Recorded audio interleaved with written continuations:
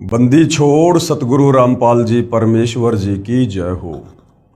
परमपिता परमात्मा सारी सृष्टि के रचनहार कुल मालिक असंख्य ब्रह्मांडों के स्वामी जगत गुरु तीनों लोकों में प्रवेश करके सबका धारण पोषण करने वाले राजाधीराज आत्माधार नाथों के नाथ देवों के देव महादेव सर्वेश्वर महेश्वर मृत्युंजय अजरो अमर आदि अनादि सनातनी प्रभु जगत पिता जगदीश्वर श्री श्री 1008 की उपाधि के वास्तविक अधिकारी अकाल मूर्त सौद स्वरूपी राम वासुदेव सर्वगतम वरम परम पूजे प्रथम पूजे परम संत परम पुरुष परम धनी परम दयालु सत्य कबीर हक्का कबीर अल्लाहु कबीर अल्लाहु अकबर बाखबर अल्लाह ताला जगत के तारणहार जगत के मुक्तिदाता जगत के जगन्नाथ हारे के सहारे हिंदुओं के राम मुसलमानों के अल्लाह सिखों के वाहिगुरु ईसाइयों के मसीह दया के सागर दयानिधि करुणा के सागर करुणानिधि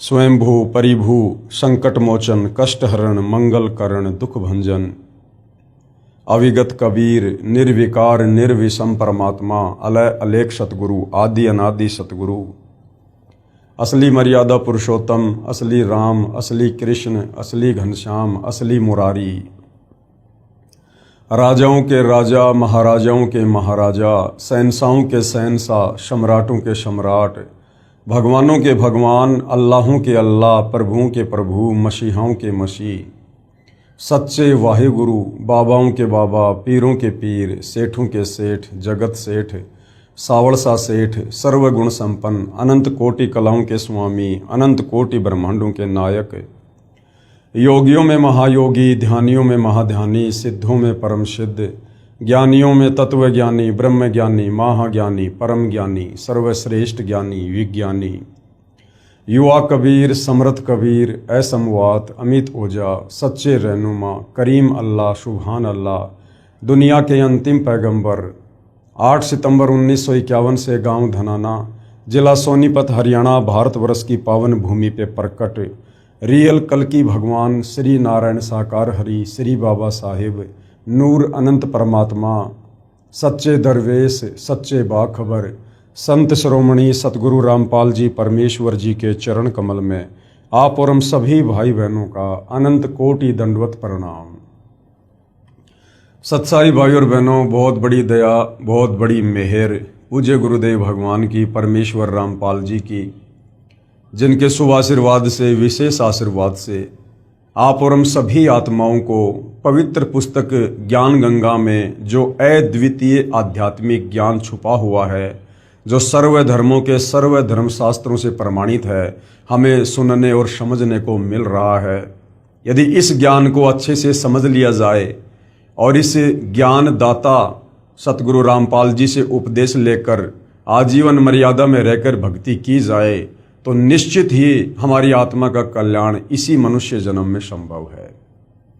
भाई और बहनों, ये पवित्र पुस्तक ज्ञान गंगा, इसके ऊपर आज हमारा ये 15वें नंबर का वीडियो है।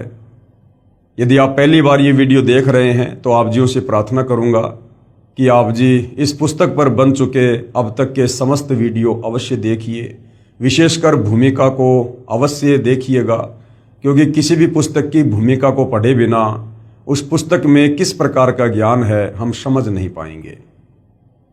और ये पुस्तक ज्ञान गंगा, इसे तो जन जन ने पढ़ना चाहिए।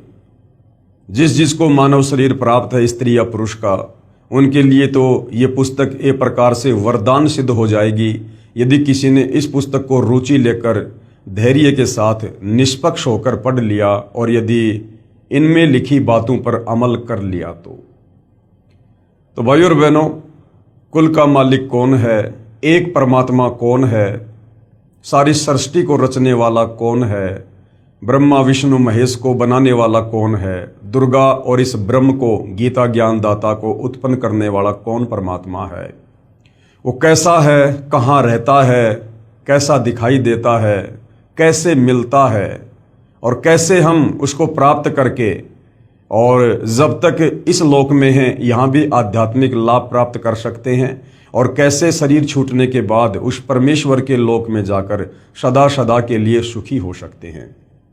इन तमाम बातों की जानकारी ये आत्मा सदियों से तलाश कर रही है, खोज रही है, परंतु किसी भी सवाल का कोई भी जवाब नहीं मिला। कारण ये था कि हमारे जितने भी आध्यात्मिक गुरु हैं, धर्म गुरु हैं, आचार्य शंकराचार्य हैं, मुल्ला मौलवी हैं, पोप पादरी हैं, पाठी हैं, इन्हें स्वयं तत्व ज्ञान नहीं, इन्हें स्वयं सृष्टि रचना का ज्ञान नहीं, ये लोग कथा करने के अधिकारी नहीं, गुरु पद पर बैठकर किसी को उपदेश देने के अधिकारी नहीं, जिसके चलते ये लोग भगत समाज को भी अध्यात्म के नाम पर केवल झूठ ही बोलते रहे, झूठ ही परोसते रहे। तो भाइयों और बहनों, अब वो समय आ गया है, साक्षात तत्वदर्शी संत के रूप में, जगत गुरु के रूप में, सर्व सृष्टि को रचने वाले और सर्व सृष्टि वासियों का पालन पोषण करने वाले कबीर परमेश्वर धरती पर प्रकट हो चुके हैं। यदि आवश्यकता है तो थोड़ा अध्यात्म में रुचि लेकर और उनके द्वारा लिखी पवित्र पुस्तक को पढ़ने की है, उनके सत्संग सुनने की है। आज हमारा इस पवित्र पुस्तक ज्ञान गंगा के ऊपर, जिसको सतगुरु रामपाल जी ने अपने कर कमल से लिखा है, आज हमारा ये 15वें नंबर का वीडियो है। और प्रत्येक वीडियो में हमें अध्यात्म के विषय में वो अनसुनी बातें, वो अनसुनी सच्चाई सुनने और समझने को मिल रही है, जिसके लिए हम युगों युगों से तड़प रहे थे। ये आत्मा भटक रही थी, परंतु वो वस्तु हमें मिल नहीं पा रही थी। तो भाइयों और बहनों, आज का टॉपिक है कि वो कबीर परमात्मा चारों युगों में आते हैं, यहाँ पर तत्वदर्शी संत की भूमिका करते हैं। आप और हम आत्माओं को अपने तत्व ज्ञान से समझाकर सतलोक ले जाने का प्रयास करते हैं। और जो जो आत्माएं तत्वदर्शी संत रूप में आए हुए कबीर परमेश्वर की शरण ग्रहण करके आजीवन मर्यादा में रहकर भक्ति करती रहती हैं, अंत समय में परमेश्वर उनको अपने साथ अपने निज लोक सतलोक ले जाते हैं। तो सतयुग में कबीर परमेश्वर जी सत सुकृत ऋषि के नाम से प्रकट हुए और किस प्रकार से उन्होंने मनु जैसे विद्वानों को भी, जो लोक वेद के आधार से विद्वान सिद्ध थे, कबीर परमेश्वर जी ने उनको भी वेदों का वास्तविक ज्ञान समझाने का प्रयास किया, सृष्टि रचना से परिचित करवाने का प्रयास किया। लेकिन मान बढ़ाई और अहंकार के चलते मनु जी ने कबीर परमेश्वर, जो सत सुकृत ऋषि के नाम से सतयुग में प्रकट थे, उनकी बातों पर गौर नहीं किया और परमेश्वर का नाम वामदेव रख दिया। क्योंकि परमेश्वर जो सत ज्ञान यहाँ बता रहे थे वो यहाँ के चारों वेदों में नहीं है, 21 ब्रह्मांड की सृष्टि में किसी को भी पूरी जानकारी नहीं है, इसलिए उस ज्ञान को पहले कभी नहीं सुना था, इसलिए वो ज्ञान अटपटा लगा और परमेश्वर का नाम वामदेव रख दिया, यानी उल्टा ज्ञान प्रचार करने वाला। लेकिन भाई और बहनों, हम सब उस परमेश्वर की आत्मा है, चाहे ब्रह्मा विष्णु महेश हो, चाहे मनु जी हो, चाहे कोई भी धर्मगुरु हो, चाहे आम इंसान हो, या चाहे लख 84 योनियों में अपना कर्म भोग रहे जीव जंतु पशु पक्षी हों। परमेश्वर की कोशिश हमें हर प्रकार से समझा बुझाकर प्यार प्रेम से, साम दाम दंड भेद से भक्ति मार्ग पर लगाने की होती है। तो सतयुग में कबीर परमेश्वर किस प्रकार से प्रकट हुए, क्या क्या उन्होंने लीलाओं को जन्म दिया, आप और हमने पिछले वीडियो में देखा।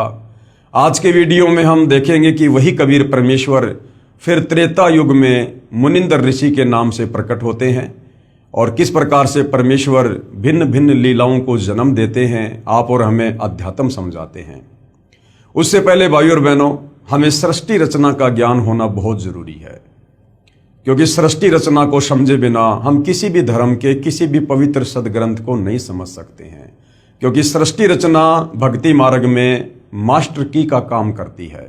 जिस प्रकार एक मास्टर चाबी होती है, वो किसी भी प्रकार के ताले को खोल देती है, उसी प्रकार अध्यात्म की जो मास्टर की है वो सृष्टि रचना है कि परमेश्वर कौन है, कैसा है, कहाँ रहता है, कैसे उन्होंने सर्व ब्रह्मांडों की उत्पत्ति की, कैसे सूर्य चांद सितारे ग्रह नक्षत्र बनाए, कैसे ब्रह्मा विष्णु महेश की उत्पत्ति हुई, दुर्गा कौन है, दुर्गा का पति कौन है, ब्रह्मा विष्णु महेश के माता पिता कौन हैं, ये काल कौन है जिसको गीता में ब्रह्म कहा गया है, ये निराकार बनकर क्यों रहता है जबकि ये आकार में है, साकार है, मनुष्य दृश्य है, ये सबके सामने क्यों नहीं आता है। इन तमाम प्रकार के सवालों के जवाब, फिर आप और हम क्यों जन्म रहे हैं, क्यों मर रहे हैं, क्यों गधे कुत्ते सुअर बन रहे हैं, क्यों हमारी आंखों के सामने परिवार का परिवार तबाह हो जाता है। कोई नहीं चाहता कि मैं मरूं, मैं बूढ़ा हूं, लेकिन फिर भी हम मरते हैं, वृद्ध होते हैं, सारे कष्ट भोगते हैं। तो इन तमाम प्रकार के सवालों के जवाब आपको सृष्टि रचना समझने के बाद ही मिल सकते हैं, क्योंकि इन तमाम सवालों के जवाब हमारे धर्मशास्त्रों में हैं। चाहे आप मुस्लिम धर्म से हैं, हिंदू धर्म से हैं, सिख या ईसाई धर्म से हैं, उन धर्मों की पवित्र पुस्तकों में, ग्रंथों में इन तमाम सवालों के जवाब छुपे हुए हैं। लेकिन उनको समझने के लिए आपने पहले सृष्टि रचना को समझना पड़ेगा। तो भाइयों और बहनों, सतगुरु रामपाल जी ने अपने सत्संगों में बारंबार हमें सृष्टि रचना सुनाई है। इस पवित्र पुस्तक ज्ञान गंगा में भी उन्होंने सृष्टि रचना का समावेश किया है। सर्व धर्मों के धर्मशास्त्रों से फिर उस सृष्टि रचना को उन्होंने प्रमाणित किया है, जो बिल्कुल सत्य कथा है, नारायण कथा है, अमर कथा है। और इस सृष्टि रचना पर जब तक हमें विश्वास नहीं होगा, तब तक हम भक्ति मार्ग में आगे नहीं बढ़ सकते, हम अध्यात्म में सफल नहीं हो सकते। तो सृष्टि रचना को लेकर पूज्य गुरुदेव भगवान ने बताया कि सर्वप्रथम एक अनामी लोक था। उस अनामी लोक में कबीर परमात्मा स्वयं ही विराजमान थे। उस समय तक उन्होंने कोई भी आत्मा उत्पन्न नहीं की थी। उस परमेश्वर के और भी उपमात्मक नाम थे, सत्य पुरुष, शब्द स्वरूपी राम, अकाल मूरत, परम अक्षर ब्रह्म आदि आदि। उसके बाद कबीर परमेश्वर जी ने नीचे के 3 और अविनाशी लोक रचने का ख्याल किया, विचार किया, और अनामी लोक में बैठकर उस अनामी परमेश्वर ने, क्योंकि अनामी लोक में रहने के कारण कबीर परमेश्वर को अनामी पुरुष भी कहा जाता है, तो कबीर परमेश्वर जी ने अनामी लोक में बैठकर नीचे के 3 और अविनाशी लोकों की रचना की। सबसे पहले अगम लोक की रचना की, उसके बाद अलख लोक की रचना की, और फिर तीसरे नंबर पर सतलोक की रचना की। उसके बाद इन तीनों लोकों में वही कबीर परमेश्वर अपने रूप को रूपांतरण करते हुए सिंहासन पर विराजमान होते हैं। अगम लोक में विराजमान होने के कारण उस कबीर परमेश्वर को अगम पुरुष भी कहा जाता है। फिर अलख लोक में विराजमान होने के कारण उस कबीर परमेश्वर को अलख पुरुष कहा जाता है, और सतलोक में सिंहासन पर विराजमान होने के कारण उसी कबीर परमेश्वर को सत्य पुरुष की संज्ञा भी दी जाती है। उसके बाद कबीर परमेश्वर जी ने तीनों लोकों की रचना करके सर्वप्रथम सबसे नीचे के लोक सतलोक में सृष्टि को रचने की योजना बनाई। सर्वप्रथम कबीर परमेश्वर जी ने अपने एक वचन से 16 द्वीपों की रचना की। उसके बाद 16 शब्द उच्चारण किए और 16 पुत्रों की उत्पत्ति की, और अपने प्रत्येक पुत्र को एक एक द्वीप में रहने का आदेश दिया। उसके बाद कबीर परमेश्वर ने सतलोक में मानसरोवर की रचना की और भी काफ़ी रचनाएं की। उसके बाद कबीर परमेश्वर जी ने अपने 12वें नंबर के पुत्र अचिंत से कहा कि बेटा, मैं आपको वचन शक्ति देता हूँ, शब्द शक्ति देता हूँ, आप सतलोक में कुछ रचना करो। अचिंत ने कबीर परमेश्वर से शब्द शक्ति प्राप्त करके एक अक्षर पुरुष की उत्पत्ति की सृष्टि रचना में सहयोग देने के लिए। अक्षर पुरुष सतलोक में बने मानसरोवर में जाकर सो गया, क्योंकि वहाँ पर श्वासों से शरीर नहीं चलता है, वहाँ पर नूरी शरीर है, एक तत्व का शरीर है। मानसरोवर में सो जाने के कारण और गहरी निंद्रा में होने के कारण अक्षर पुरुष कई युगों तक मानसरोवर से बाहर नहीं आया। अचिंत ने कबीर परमेश्वर से प्रार्थना की कि हे परमेश्वर, सृष्टि की रचना नहीं हो पा रही है, क्योंकि अक्षर पुरुष मानसरोवर में जाकर सो गया है और मैं उसे नहीं जगा पा रहा। तब कबीर परमेश्वर ने कहा कि बेटा, तुम सृष्टि रचना करने में सक्षम भी नहीं हो, समर्थ का काम उसी को साजे और करे तुम मूर्ख बाजे। तुम्हें एक छोटा सा ट्रेलर दिखाया गया था ताकि आगे चलकर मेरे द्वारा की जाने वाली किसी भी रचना में तुम किसी भी प्रकार से बाधक ना बनो, तुम्हें अपनी औकात का पता रहे। उसी समय कबीर परमेश्वर ने उस मानसरोवर के जल को अपने हाथ में लिया, अपनी वचन शक्ति से एक अंडा बनाया, उस अंडे में अपनी वचन शक्ति से एक आत्मा प्रवेश की और अक्षर पुरुष को जगाने के लिए अंडा मानसरोवर में छोड़ दिया। अंडा मानसरोवर में नीचे चला गया। अंडे की गड़गड़ाहट की आवाज से अक्षर पुरुष की निंद्रा भंग हुई। निंद्रा भंग होते ही अक्षर पुरुष ने गुस्से से अंडे की तरफ देखा और गुस्से के कारण अंडा दो भाग हो गया, यानी फूट गया। उसमें से एक आत्मा निकली जिसको ज्योति निरंजन का नाम दिया गया, क्योंकि जिस समय अंडे से वो आत्मा निकली थी उसमें तेज था, उसमें नूर था। उसी समय कबीर परमेश्वर जी ने आकाशवाणी की कि अक्सर पुरुष, आप निंद्रा में थे, आपको जगाने के लिए ये सारी क्रिया की गई है, आप दोनों मानसरोवर से बाहर आ जाओ। उसी समय दोनों आत्मा ज्योति निरंजन और अक्सर पुरुष मानसरोवर से बाहर आ जाते हैं और कबीर परमेश्वर ने कहा कि आप दोनों आत्मा, आप अचिंत के द्वीप में उसके साथ रहो। परमेश्वर की आज्ञा प्राप्त करके ज्योति निरंजन और अक्सर पुरुष दोनों अपने बड़े भाई अचिंत के द्वीप में उसके साथ रहने लगे। उसके बाद कबीर परमेश्वर जी ने सतलोक में और बहुत सारी अनंत आत्माओं की अपने वचन से उत्पत्ति की और बहुत सारी रचना की। काफी समय बीत जाने के बाद ज्योति निरंजन के मन में एक खरपतवार उत्पन्न हुई कि हमारे बाकी 15 भाई एक एक द्वीप में अलग अलग रह रहे हैं और हम तीनों एक ही द्वीप में रह रहे हैं, क्यों ना परमेश्वर से अलग से राज्य प्राप्त किया जाए।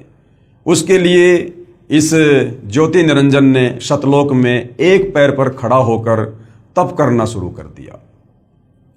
कबीर परमेश्वर ने पूछा कि भाई ज्योति निरंजन, आप ये तप क्यों कर रहे हो, हट क्यों कर रहे हो?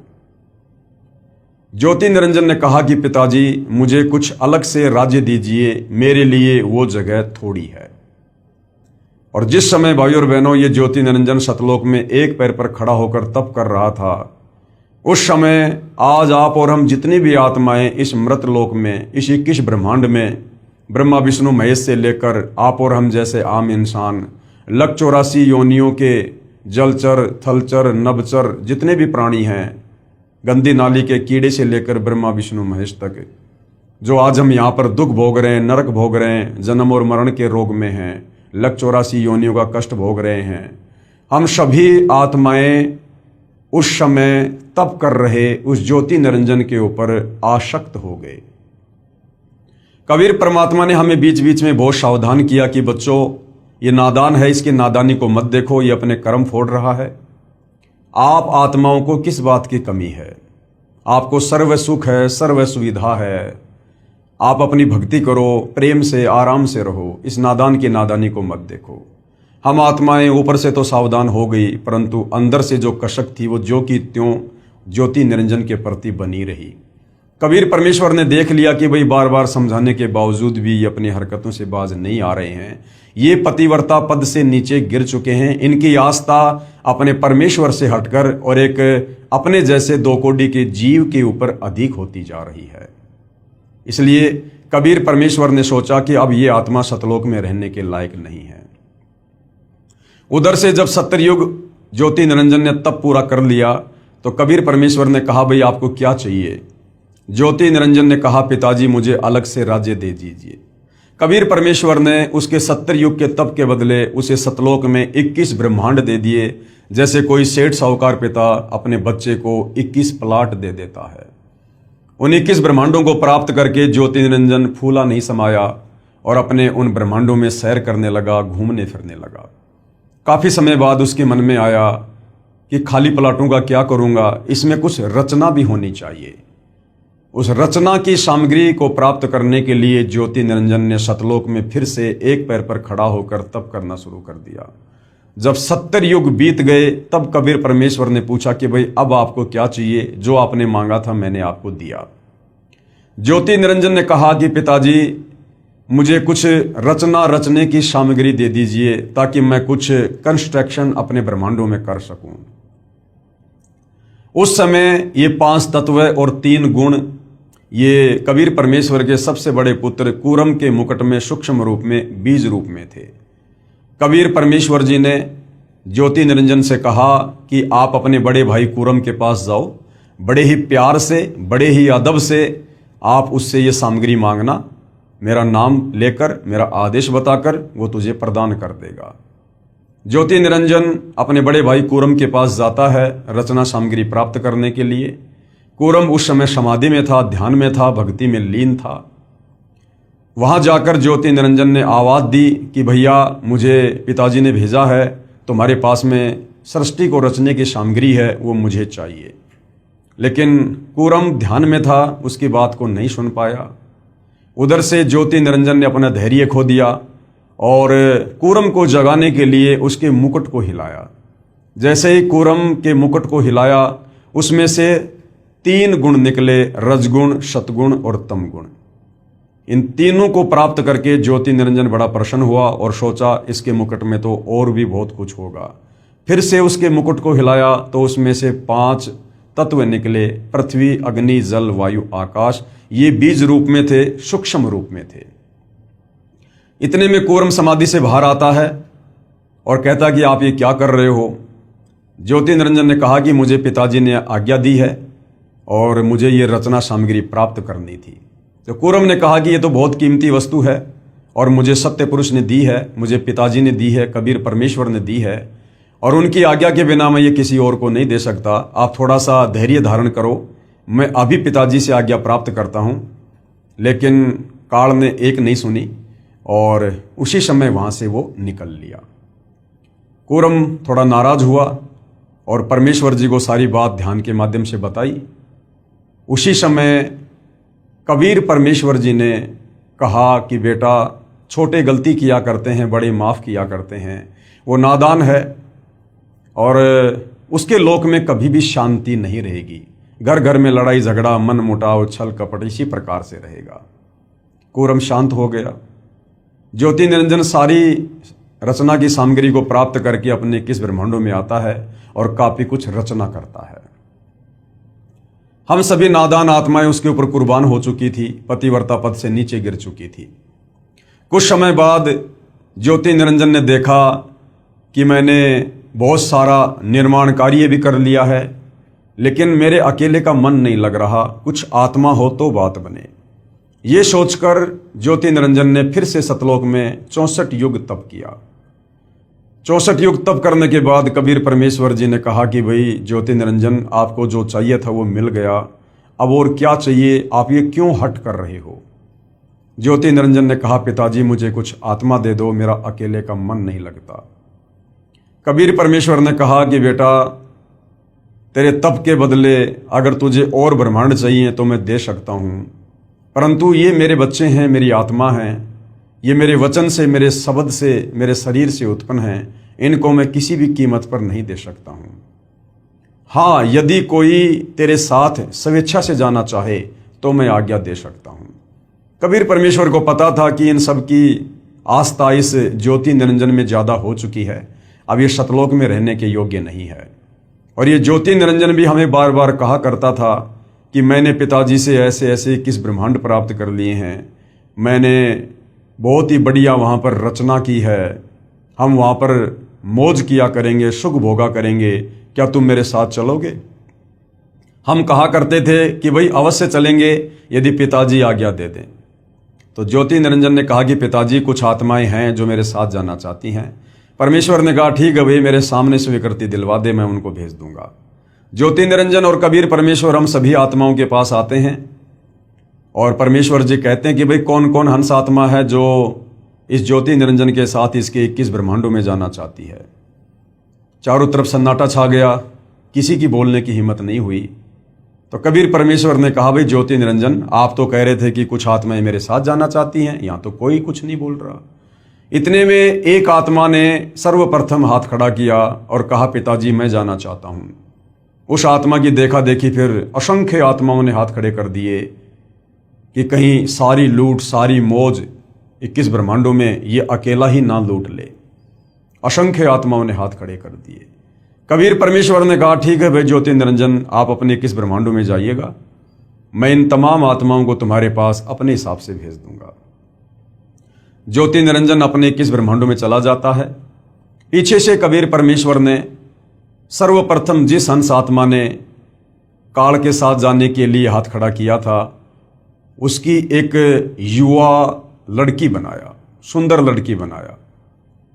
और हम जितनी भी आत्माएं थी, तमाम आत्माओं को परमेश्वर जी ने सूक्ष्म रूप में उस लड़की के अंतःकरण में डाल दिया, जिसका नाम उन्होंने अष्टंगी रखा, आस्ट्रा रखा, आदि माया रखा, जिसको आगे चलकर दुर्गा भी कहा गया। वही शेरा वाली माता दुर्गा। हम सभी आत्माओं को दुर्गा के अंतःकरण में सूक्ष्म रूप में डाल दिया और कहा, बेटी मैंने तुझे सब शक्ति दे दी है, जितनी आत्मा ज्योति निरंजन कहेगा तू उत्पन्न कर सकती है। उस समय उस आदि माया दुर्गा को जो है वो प्रजनन इंद्री नहीं थी, क्योंकि शतलोक में किसी को भी प्रजनन इंद्री नहीं है। और कबीर परमेश्वर ने अपने पुत्र सहजदास के द्वारा दुर्गा को ज्योति निरंजन के पास भिजवा दिया। सहजदास दुर्गा को ज्योति निरंजन के पास उसके 21 ब्रह्मांडों में छोड़कर आ जाता है और सारी बात बताकर आ जाता है। सहजदास के आने के बाद ज्योति निरंजन के मन में खरपतवार उत्पन्न हुई, क्योंकि पहले ही वो 3 गुण प्राप्त कर चुका था, जिसमें एक गुण है रजगुण। रजगुण के प्रभाव से वो विषय वासनाओं से ग्रस्त हुआ और लड़की के युवा रंग रूप को देखकर उस पर आसक्त हो गया और उसके साथ में बलात् करने का प्रयास करने लगा। दुर्गा ने कहा कि भाई आप ऐसा जुल्म ना करो, आप मेरे बड़े भाई हो, आपको परमेश्वर ने पहले अंडे से उत्पन्न किया है, बाद में हमें अपने वचन से किया है, आप मेरे बड़े भाई हो, भाई बहन का ये दुष्कर्म बहुत बड़ा पाप होगा। मेरे पास में सबद शक्ति है, आप जितनी आत्मा चाहोगे मैं उत्पन्न कर दूंगी। परंतु विषय वासनाओं से बहुत अधिक प्रभावित होकर इस ज्योति निरंजन ने दुर्गा की एक भी बात नहीं सुनी और अपने नाखूनों से जबरदस्ती अपनी सिद्धि से दुर्गा को स्त्री इंद्री लगाने का प्रयास किया। दुर्गा ने सूक्ष्म रूप बनाया और इस ज्योति निरंजन के मुख के माध्यम से उसके पेट में जाकर शरण ली और वहां से फिर कबीर परमेश्वर को याद किया कि हे पिताजी मेरी रक्षा करो। कबीर परमेश्वर वहां अपने पुत्र जोगजीत, जिसको योग संताइन भी कहते हैं, जो परमेश्वर के 16वें नंबर का पुत्र है, उसका रूप बनाकर वहां पर प्रकट होते हैं। और कबीर परमेश्वर जी इस ज्योति निरंजन से कहते हैं कि भाई ज्योति निरंजन, तूने बहुत बड़ी गलती की है, शतलोक में ऐसा गंदा कर्म करने की सोच रखने वाले को भी नहीं रखा जा सकता। मैं श्राप देता हूं, आज के बाद तेरा नाम काल होगा। इतना कहते ही उसका पूरा शरीर काला हो गया, उसके लंबे लंबे दांत, ओछा माथा, विकराल चेहरा, और कहा कि आज के बाद तू 1 लाख मानव शरीरधारी आत्माओं के सूक्ष्म शरीर से निकली वासना को, गंध को, मैल को खाया करेगा। ये मैं तुझे श्राप देता हूं और इसी समय मेरे आदेश से तू अपने 21 ब्रह्मांडों को लेकर शतलोक से दूर चला जा। उसी समय विमान की तरह 21 ब्रह्मांड चल पड़े और शतलोक से 16 शंख कोश की दूरी पर आकर परमेश्वर की वचन शक्ति से, वैज्ञानिक जिसको गुरुत्वाकर्षण शक्ति कहते हैं, स्थिर हो गए और ये 5 तत्व, 3 गुण अपनी अपनी जगह पर स्थिर हो गए। सतलोक से 16 शंख कोश की दूरी पर आने के बाद इस ज्योति निरंजन ने दुर्गा से कहा कि दुर्गा, अब मैं अपनी मनमानी करूंगा, अब मेरा कौन क्या बिगाड़ लेगा, मुझे जो सजा मिलनी थी मिल चुकी है। और दुर्गा के साथ में जबरदस्ती करने का प्रयास करने लगा। दुर्गा ने फिर समझाया कि भाई देख, सर्वप्रथम तो तू मेरा बड़ा भाई है, मैं तेरी छोटी बहन हूं, उसके बाद मैं तेरे पेट से बाहर आई हूं, मैं तेरी बेटी हुई, बाप बेटी का, भाई बहन का ये कुक्रम महापाप का भागी होगा, आप ऐसा ना करो। मेरे पास वचन शक्ति है परमेश्वर की दी हुई, कबीर भगवान की, आप जितनी आत्मा चाहोगे मैं उत्पन्न कर दूंगी। परंतु रजोगुण के प्रभाव से प्रभावित होने के चलते इसने दुर्गा की एक नहीं सुनी और इसने दुर्गा के साथ में शादी की, पति पत्नी व्यवहार किया और इसने 3 पुत्रों की उत्पत्ति की। सबसे बड़े का नाम ब्रह्मा रखा, उससे छोटे का विष्णु, तीसरे नंबर वाले का शंकर, और तीनों को एक एक गुण से युक्त कर दिया। और इसने अपने इन 21 ब्रह्मांडों को 4 महाब्रह्मांडों में सेट कर दिया। एक महाब्रह्मांड में इसने 5 ब्रह्मांडों को सेट किया और एक महाब्रह्मांड के बराबर एक ब्रह्मांड में ये स्वयं ऊपर रहता है, जिसको ब्रह्मलोक कहते हैं, जहां पर इसने तपतशिला बना रखी है, जहां ये प्रतिदिन 1 लाख मानव शरीरधारी आत्मा, स्त्री या पुरुष जो मरते हैं, उनके सूक्ष्म शरीर से निकली वासना को वहां पर भून भून के खाता है। और उसके बाद तीनों पुत्रों को इस काल ने अचेत कर दिया। एक पुत्र को इसने, जो सबसे बड़ा है ब्रह्मा, उसको कमल के फूल के ऊपर अचेत करके लेटा दिया। दूसरे वाले पुत्र विष्णु को शेषनाग की सैया के ऊपर अचेत करके लेटा दिया। तीसरे नंबर के पुत्र शिव जी को, शंकर को इसने कैलाश पर्वत पर अचेत करके बैठा दिया और दुर्गा से कहा कि दुर्गा, तुम इनकी अचेत अवस्था में तुम इनकी परवरिश करो और मेरे आदेश से तुम इनको चेतना में लाना। उसके बाद इस काल ने दुर्गा से कहा कि दुर्गा, 3 पुत्रों की उत्पत्ति हो चुकी है, तीनों पुत्र एक एक गुण युक्त हो चुके हैं। अब तुम इन तीनों पुत्रों के माध्यम से आगे सृष्टि की रचना करो, मेरे भोजन की व्यवस्था करो, जीवों की उत्पत्ति करो। और काल ने कहा कि आज के बाद मैं किसी को भी दर्शन नहीं दूंगा। दुर्गा ने कहा, क्या तुम अपने तीनों पुत्रों को भी दर्शन नहीं दोगे? तो ब्रह्म, गीता जी में जिसको ब्रह्म कहा गया है, ये ज्योति निरंजन काल, इसको क्षर पुरुष भी कहते हैं। क्षर का मतलब होता है नाशवान, जिसका जन्म और मरण हो। तो इस ब्रह्म अर्थात काल ने कहा कि मैं अपने तीनों पुत्रों को भी दर्शन नहीं दूंगा, ये मेरी मजबूरी है। यदि मैंने इनको दर्शन दे दिए तो ये मेरे वास्तविक रूप से परिचित हो जाएंगे और फिर ये सवाल करेंगे कि आपका इतना भूंडा चेहरा कैसे है। और सच पता चलने पर कि मुझे रोजाना 1 लाख मानव शरीरधारी आत्माओं को खाना पड़ता है, तो ये कभी भी मेरे लिए संतान उत्पत्ति नहीं करेंगे, जीवों की उत्पत्ति नहीं करेंगे, इस पाप में भागी नहीं बनेंगे। तो ये अपने पुत्रों को भी दर्शन नहीं देता है। और इसने दुर्गा से कहा कि दुर्गा, अब तुम तीनों पुत्रों को सचेत करो। दुर्गा ने तीनों पुत्रों को सचेत किया और तीनों को आपस में इकट्ठा किया और काल के आदेश से दुर्गा तीनों पुत्रों को समुद्र मंथन पर लेकर गई। समुद्र मंथन पर ले जाकर सर्वप्रथम काल ने वहां पर 4 वेद जो है वो प्रकट किए और काल के आदेश से दुर्गा ने 4 वेद ब्रह्मा जी को दे दिए। ब्रह्मा जी ने जब वेदों को पढ़ा तो पता चला कि कोई और है, कोई ब्रह्म है, वो सहशरीर है, तेजोमय शरीर है। उससे पहले जब ये ब्रह्मा दुर्गा से पूछा करता था कि हमारा पिता कौन है, तो ये दुर्गा काल के डर से सच नहीं बताती थी और कह देती थी कि बेटा मैं तेरी माँ हूं, मैं तेरा पिता हूं। लेकिन जब ब्रह्मा जी ने वेदों में पढ़ा कि कोई और ब्रह्म है जो आकार में है, साकार है, मनुष्य जैसा है, उसको प्राप्त किया जा सकता है, तो ब्रह्मा ने कहा कि माँ मुझे तेरी बातों पर अब यकीन नहीं है। पहले जब मैं पूछा करता था हमारा पिता कौन है तो आप कहती थी कि मैं तेरा पिता हूं। अब जब मैंने वेद पढ़ लिए, वेदों में लिखा है, अब मैं पूछ रहा हूं तो आप कह रहे हो कि तुम्हारा पिता है लेकिन वो दर्शन नहीं देगा। माँ मुझे आपकी इस बात पर यकीन नहीं है, मैं तो अपने पिता के दर्शन करके रहूंगा। दुर्गा ने कहा यदि तुझे तेरे पिता ने दर्शन नहीं दिए तो क्या करेगा? ब्रह्मा ने कहा कि मैं आपको शक्ल भी नहीं दिखाऊंगा। ये कहकर ब्रह्मा जी उत्तर दिशा की तरफ अपने पिता के दर्शन करने के लिए समाधि लगाने के लिए चले गए। ब्रह्मा जी ने 4 युगों तक समाधि लगाई लेकिन काल ने दर्शन नहीं दिए। उधर से काल ने आकाशवाणी की कि दुर्गा, सृष्टि की रचना क्यों नहीं हो रही, जीवों की उत्पत्ति क्यों नहीं हो रही है? तुझे पता है ना मुझे 1 लाख मानव शरीरधारी आत्माओं को खाने का श्राप लगा हुआ है। दुर्गा ने कहा कि सृष्टि की रचना कैसे हो? आपका बड़ा बेटा ब्रह्मा आपकी खोज करने के लिए, दर्शन करने के लिए गया हुआ है, समाधि लगा के बैठा है। काल ने कहा दुर्गा उस तक सूचना पहुंचाओ कि मैं उसको दर्शन नहीं दूंगा। दुर्गा ने अपनी सबद शक्ति से एक लड़की उत्पन्न की जिसका नाम गायत्री रखा और कहा बेटी किसी भी तरह से अपने बड़े भाई ब्रह्मा जी को लेकर आ। गायत्री जाती है और देखती है कि ब्रह्मा तो समाधि लगाकर बैठा है। गायत्री ने ध्यान अवस्था में दुर्गा से बात की तो दुर्गा ने कहा कि आप इसके चरण स्पर्श करो, इसकी समाधि टूट जाएगी।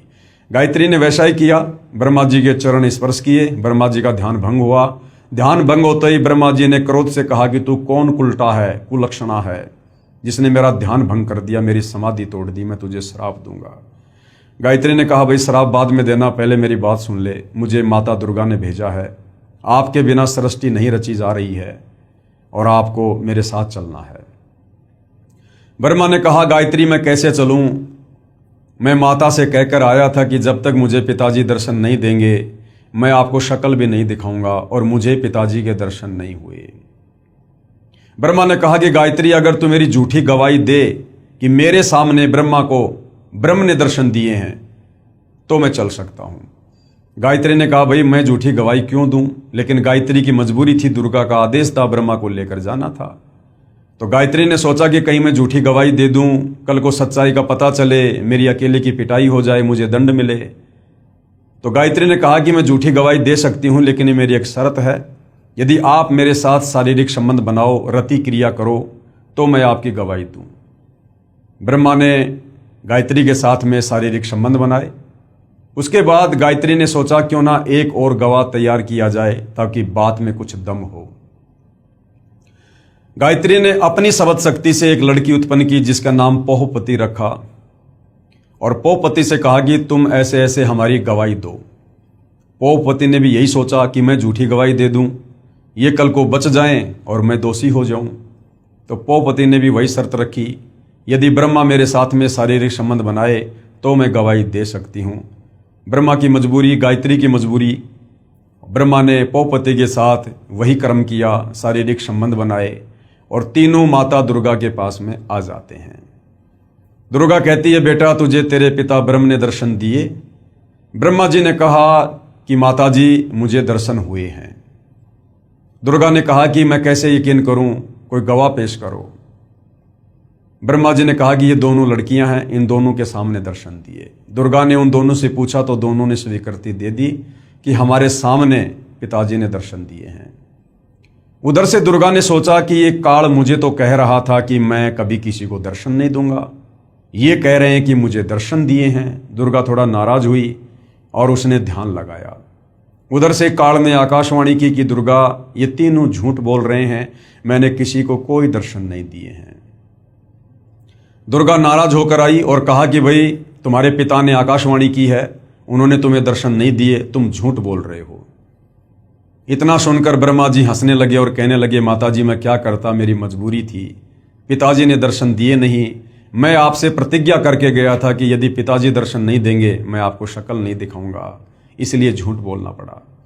उसी समय दुर्गा ने काल प्रेरणा से गुस्से में आकर अपने बड़े बेटे ब्रह्मा को श्राप दे दिया कि जग में तेरी पूजा नहीं होगी और तेरे वंशज भी तेरे जैसे झूठे होंगे, पाखंडी होंगे। ब्रह्मा जी के वंशज हैं धर्मगुरु, आचार्य, शंकराचार्य, विद्वान लोग हर धर्म के, और आज ये लोग वही कर रहे हैं जैसा श्राप दुर्गा ने ब्रह्मा को दिया था कि लोगों को ठगना, झूठ बोलना, धर्म कर्म के नाम पर पाखंड करना, मिथ्या प्रचार करना, ये तेरे वंशज करेंगे। और आज ब्रह्मा के वंशज धर्मगुरु वही कर रहे हैं, शास्त्रों के विरुद्ध ज्ञान ही समाज को दे रहे हैं। इतना सुनकर ब्रह्मा जी बेहोश हो गए और दुर्गा ने फिर गायत्री को श्राप दिया जिसने झूठी गवाही दी थी कि तू मृत लोक में यानी पृथ्वी लोक पर गाय बनेगी और तेरे कई कई सांड जो है वो पति होंगे। उसके बाद पोहपति को श्राप दिया कि तू मृत लोक में पृथ्वी लोक पर गंदगी में पैदा होने वाला पौधा बनेगी, तेरा नाम केवड़ा केतकी होगा और तेरे फूल किसी भी पूजा आदि में शुभ कार्यों में काम नहीं आएंगे। हरियाणा में केवड़ा केतकी को कुशोंदी कहते हैं, जिसके फूल किसी काम नहीं आते। उसके बाद दुर्गा ने अपने दूसरे पुत्र विष्णु से कहा कि बेटा तू भी अपने पिता के दर्शन करने का प्रयास कर ले, कहीं बाद में जाके फिर बाधा उत्पन्न करे।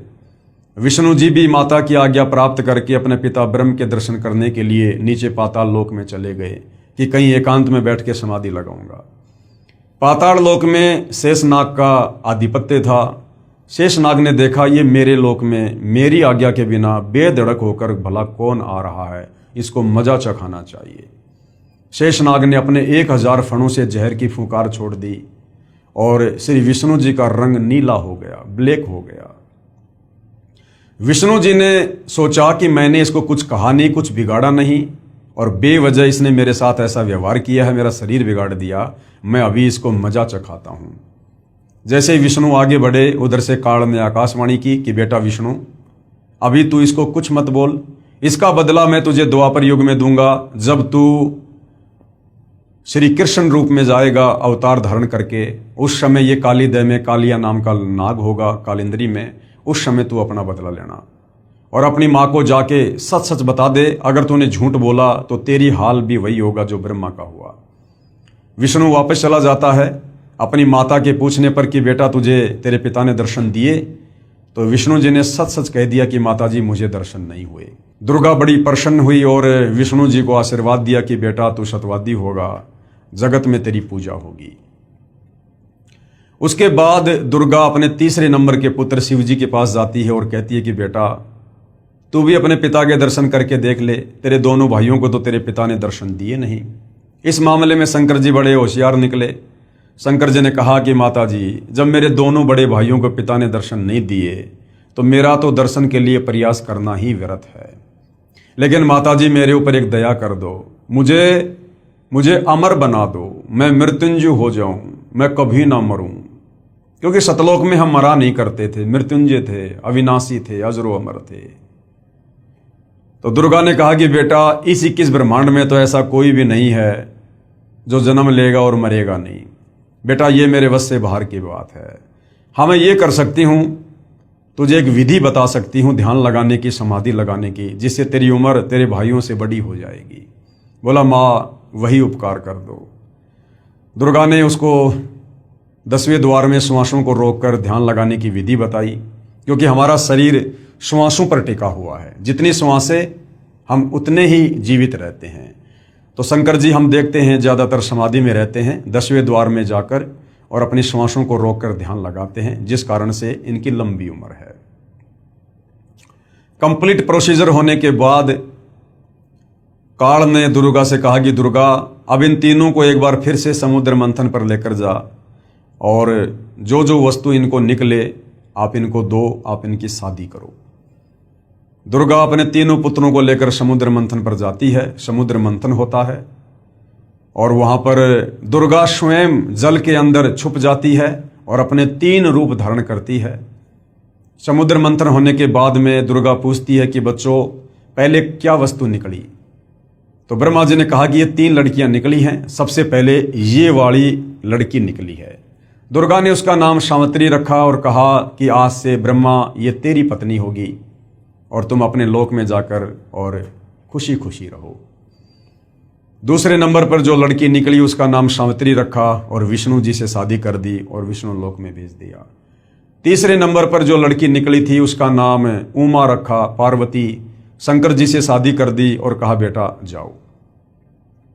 उधर से काल ने पहले ही तीनों को एक एक गुण से युक्त कर दिया था, रजगुण ब्रह्मा, शतगुण विष्णु और तमगुण शंकर। और उसके बाद में ये नीचे की सृष्टि शुरू हो जाती है, जीवों की उत्पत्ति का कार्य शुरू हो जाता है। प्रतिदिन 1.25 लाख ये दुर्गा उत्पन्न करती है और 1 लाख प्रतिदिन शंकर जी जीवों को मार मार के संहार करके किसी भी प्रकार से लड़ाई झगड़े में, मनमुटाव में, एक्सीडेंट में, युद्ध में अपने पिता काल का भोजन तैयार करता है। इस प्रकार से भाइयों और बहनों, ये 21 ब्रह्मांड वाली सृष्टि इस काल की, ज्योति निरंजन की, क्षर पुरुष की यहाँ पर चल रही है। यानी आप और हमें समझ में आ जाना चाहिए कि हम यहाँ पर केवल जेल भोग रहे हैं, क्योंकि जो गलती हमने सतलोक में अपने पिताजी के साथ की थी, पतिव्रता पद से नीचे गिर के काल पे आसक्ति करके, हम उसकी सजा भोगने के लिए यहाँ पर आए हुए हैं। अन्यथा ये हमारा कोई ससुराल नहीं है। और हम जन्म मरण के चक्कर में 184 योनियों में कष्ट भोग रहे, कभी नरक में कष्ट भोग रहे, तपतशिला पर काल हमें भून भून के खाता है। असहनीय पीड़ाओं का सामना करना पड़ता है। और ये काल यहाँ कोई बिजनेस करने नहीं आया है। इसने सतलोक में जो तप करके गलती की और दुर्गा के साथ जिस प्रकार से दुर्व्यवहार करने का प्रयास किया उस सच्चे लोक में, उसकी सजा इसने पाई। और यहाँ पर प्रतिदिन 1 लाख मानव शरीरधारी आत्माओं के सूक्ष्म शरीर से निकली गंध को, मैल को ये खाता है। उसके लिए ये यहाँ पर अपने तीनों पुत्रों के द्वारा दुर्गा के माध्यम से जीवों की उत्पत्ति करवाता है और उनका संहार करवाता है। और विष्णु के माध्यम से सबको मोह ममता में बांध के स्थिति को बना के रखता है। तो इस प्रकार से भाइयों और बहनों, इस काल की ये सृष्टि यहाँ पर चल रही है। उसके बाद सतलोक में जो अक्षर पुरुष था, जो अक्षर पुरुष उस ज्योति निरंजन और अचिंत के साथ एक द्वीप में रहा करता था, अक्षर पुरुष के मन में आया कि क्षर पुरुष यहां से जा चुका है, ज्योति निरंजन यहां से जा चुका है 21 ब्रह्मांड लेके, और वो तो बहुत ज्यादा मौज मस्ती कर रहा होगा, बड़े सुख भोग रहा होगा, बड़े आनंद में होंगे लोग जो उसके साथ गए हैं। ये सोचकर अक्षर पुरुष ने भी सतलोक में जो भक्ति करते हैं, सार नाम का जाप करते हैं, सार नाम का जाप भी किया और साथ में चिंतित रहने लगा, व्याकुल रहने लगा अपने साथी ज्योति निरंजन की याद में। कबीर परमेश्वर ने उसे भी सावधान किया कि बेटा आप ये गलती ना करो, आप पतिव्रता पद से नीचे मत गिरो, आपको यहां पर सर्व सुविधा है, आपको जो चाहिए आप बोलो, आप एक जीव के ऊपर आसक्त क्यों हो रहे हो। लेकिन अक्सर पुरुष भी अपनी हरकतों से बाज नहीं आया। काफी समय बाद कबीर परमेश्वर ने पूछा कि बता तुझे क्या चाहिए। अक्सर पुरुष ने कहा कि पिताजी मुझे भी अलग से राज्य प्रदान कर दो। कबीर परमेश्वर ने अक्सर पुरुष को 7 शंख ब्रह्मांड दे दिए। नील शंख, 7 शंख ब्रह्मांड। 7 शंख ब्रह्मांडों को प्राप्त करके अक्सर पुरुष भी बड़ा प्रसन्न हुआ। उधर से सतलोक में जो अन्य आत्माएं थी जिन्होंने पहले काल के साथ 21 ब्रह्मांड में जाने की स्वीकृति नहीं दी थी, हाथ खड़ा नहीं किया था, लेकिन सब कुछ देख रहे थे, उन आत्माओं के मन में भी रह रहकर विचार आने लगा कि काश हम भी हाथ खड़ा कर देते तो हम भी आज काल के साथ, ज्योति निरंजन के साथ 21 ब्रह्मांड में होते और हम सर्व सुख भोगते। ऐसा उन्होंने क्यों सोचा? क्योंकि उन्हें केवल इतना ही पता था कि ज्योति निरंजन यहां से 21 ब्रह्मांड और बहुत सारी आत्माओं को लेकर अलग से राज्य कर रहा है और वो तो बड़े सुख भोग रहा होगा। उन्हें इस बात का नहीं पता था कि किस प्रकार से परमेश्वर ने उसको श्राप देकर और सजा काटने के लिए यहां से बाहर भेजा है और उस लोक में आत्माएं कैसे कैसे नरक भोग रही हैं। आज आप और हमें पता है हम कितना सुख भोग रहे हैं, जन्म मरण के चक्कर में पड़े हैं। मनुष्य जन्म में भी हम सुखी नहीं हैं। कभी एक्सीडेंट हो जाता है, कभी आंख फूट जाती है, पैर टूट जाता है, लकवा मार जाता, बीमार हो जाते हैं, आंखों के सामने बेटा बेटी मर जाते हैं, हमारी अकाल मृत्यु हो जाती है। उसके बाद लक 84 योनि में गधे, कुत्ते, सुअर, कीट पतंग, गंदे नाले का कीड़ा बनकर दुख भोगते हैं। कुत्ता बनकर टट्टी खाते हैं, सुअर बनकर लैट्रिन खाते हैं, गोबर खाते हैं। फिर हमें नरक में ठोका जाता है, नरक में असहनीय पीड़ा भोगते हैं और हर मनुष्य जन्म के बाद हम तपतशिला पर जाते हैं। काल हमें भून भून कर हमारी वासना निकाल कर खाता है। इस बात की जानकारी सतलोक में रहने वाली अन्य आत्माओं को नहीं थी। उन्होंने सोचा वो तो सुख भोग रहे होंगे जो सुख शायद सतलोक में भी ना हो। ये सोचकर वो आत्माएं भी चिंतित रहने लगी और अक्सर पुरुष जब चिंतित रहता था तो उसकी चिंता पर आसक्त हो गए कि देखो किस प्रकार से ये उन्मुना सा रहता है, ना किसी से ज्यादा बोलता ना चलता और किस प्रकार से यादों में खोया रहता है। यानी साथ में अक्सर पुरुष के ऊपर भी आत्माएं आसक्त हो गई। परमेश्वर ने उन आत्माओं को भी बहुत ज्यादा सावधान किया, लेकिन वो भी अपनी हरकतों से बाज नहीं आए और पतिव्रता पद से नीचे गिरते चले गए। अंत में अक्सर पुरुष ने कहा, जी मुझे कुछ आत्माएं दे दो, मैं अकेला कैसे रहूंगा। कबीर परमेश्वर ने कहा, भाई यदि कोई तेरे साथ जाना चाहेगा तो भेज दूंगा, बाकी अपनी तरफ से मैं अपने बच्चों को आपके पास नहीं भेजूंगा। अक्सर पुरुष को पता था कि बहुत सारी आत्माएं मेरे ऊपर आसक्त हैं, मेरे साथ जाना चाहती हैं। उसने कहा, पिताजी बहुत सारी आत्माएं मेरे साथ जाना चाहती हैं। कबीर परमेश्वर ने कहा, ठीक है भाई, आप मेरे सामने हाँ भरवा दो, मैं आज्ञा दे दूंगा। अक्सर पुरुष और कबीर परमेश्वर दोनों उन आत्माओं के पास गए और कहा, भी कौन कौन है जो अक्सर पुरुष के साथ इसके 7 संग ब्रह्मांडों में जाना चाहती हैं।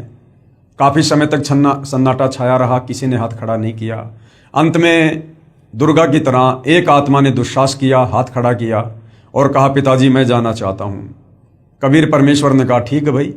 बाकी देखम देखा अनंत आत्माओं ने भी हाथ खड़े कर दिए कि कहीं हम तो पहले ही रह गए थे, हमने पिछली बार भी हाथ खड़ा नहीं किया था, अब की बार रह गए तो कहीं मामला न बिगड़ जाए। अनंत आत्माओं ने हाथ खड़ा कर दिया। कबीर परमेश्वर जी ने अक्सर पुरुष से कहा कि भाई अक्सर पुरुष आप अपने 7 संग ब्रह्मांडों में जाओ, मैं अपने हिसाब से इन आत्माओं को भेजूंगा।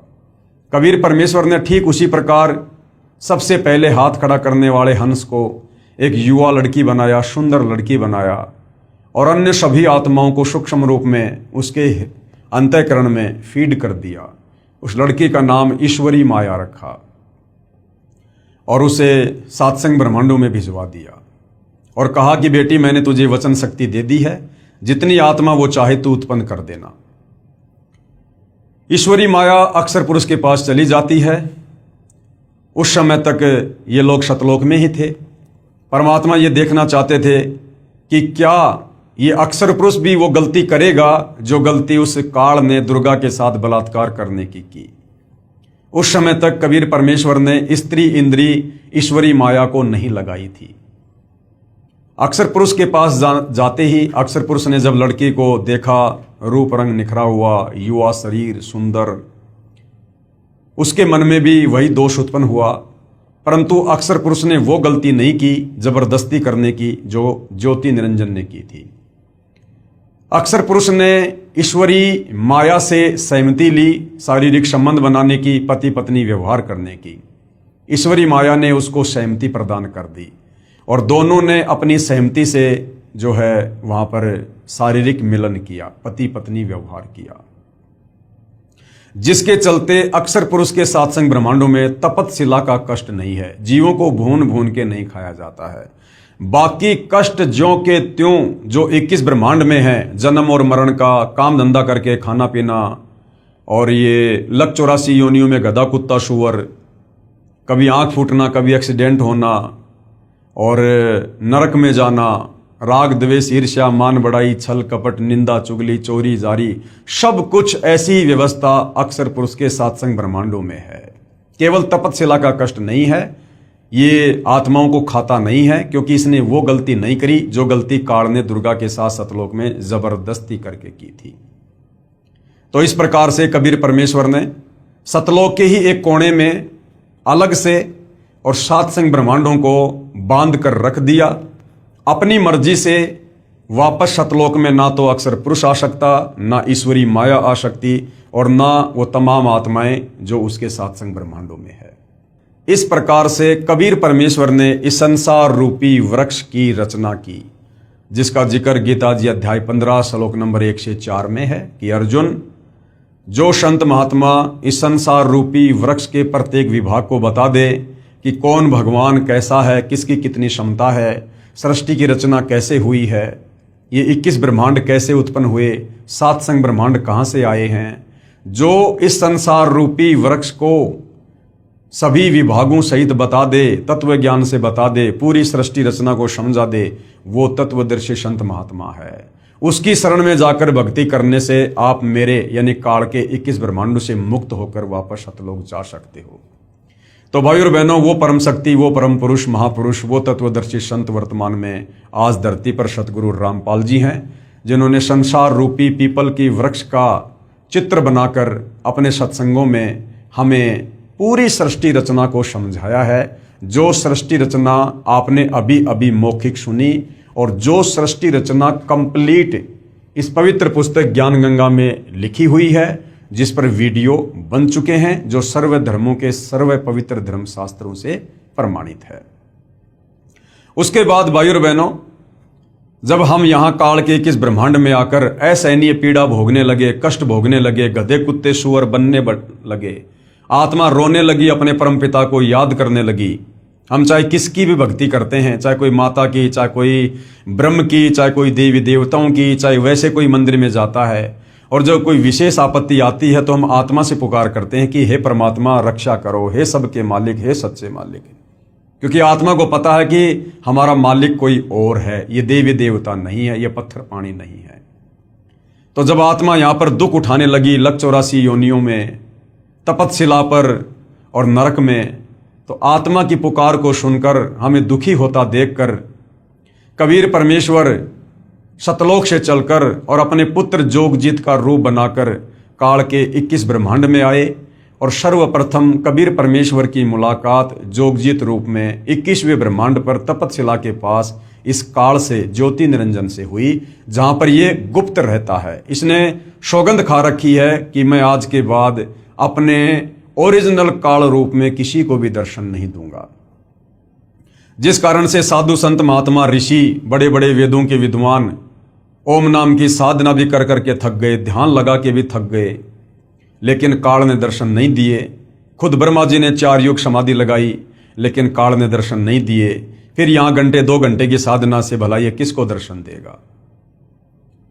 तो इस प्रकार से फिर लोगों ने निष्कर्ष निकाल लिया कि वो ब्रह्म जो है वो निराकार है, वो दिखाई नहीं देता, जबकि वो साकार है, सहशरीर है, मनुष्य आकार में है, 21वें ब्रह्मांड में रहता है, अव्यक्त रहता है, लेकिन उसने सौगंध खा रखी है कि मैं किसी को दर्शन नहीं दूंगा। जिस कारण से साधना करते करते जब उसके दर्शन नहीं हुए तो साधु संत महात्मा ऋषियों ने अपना निष्कर्ष दे दिया कि परमात्मा निराकार है, वो दिखाई नहीं देता। और सब इसी थ्योरी पर सेट हो गए कि वास्तव में परमात्मा तो दिखाई नहीं देता, वो तो निराकार है, जबकि वो साकार है, दिखाई देता है। लेकिन उसकी प्राप्ति की विधि इन चारों वेदों में नहीं है। उसकी विधि सूक्ष्म वेद 5वें वेद में है, जो ज्ञान कबीर परमात्मा खुद ही चलकर आकर धरती पर देता है। तो कबीर परमेश्वर प्रथम बार काल के 21वें ब्रह्मांड में तपतशिला के पास इस काल बलि से मिले। दोनों में कुछ एग्रीमेंट हुआ, जिसमें एक एग्रीमेंट था कि परमेश्वर आप तीनों युगों में जीव थोड़े लेके जाना, सतयुग त्रेता द्वापर में। चौथे युग कलयुग में आप जितने मर्जी जीव लेकर जाना।